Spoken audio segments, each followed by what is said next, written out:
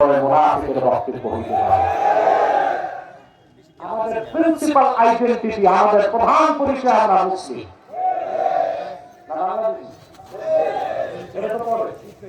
আমি বাংলাদেশি, এই পরিচয় পরে। আমার প্রথম পরিচয় কি? কে শিখাইছেন এই পরিচয় দিতে?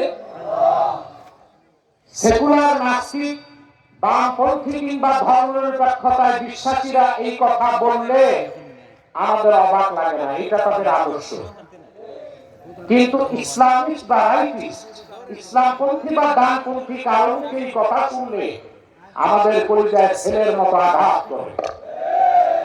এটা আমরা মেনে নিতে, এটা কোন মুসলিমের বক্তব্য হতে, আমাদের প্রধান পরিচয় আমরা মুসলিম। এই পরিচয় দিতে কে বলেছেন?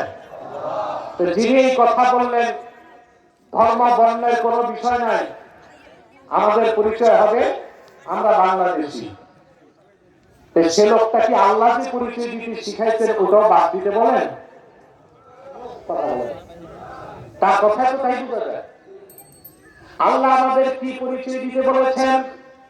আল্লাহ পাক বলেন, قل يا أهل الكتاب تعالوا إلى كلمة سواء بيننا وبينكم ألا نعبد إلا الله ولا نشرك به شيئا ولا يتخذ بعضنا بعضا أربابا من دون الله فإن تولوا فقولوا اشهدوا بأننا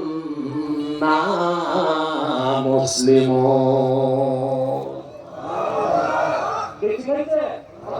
আমাদের পরিচয় কি বাংলাদেশি? প্রথম পরিচয় কি? মুসলিম, উম্মত মুহাম্মাদি। এটাই আমার আপনার প্রিন্সিপাল আইডেন্টিটি। এই পরিচয় থেকে আমাদের সরাতে চাই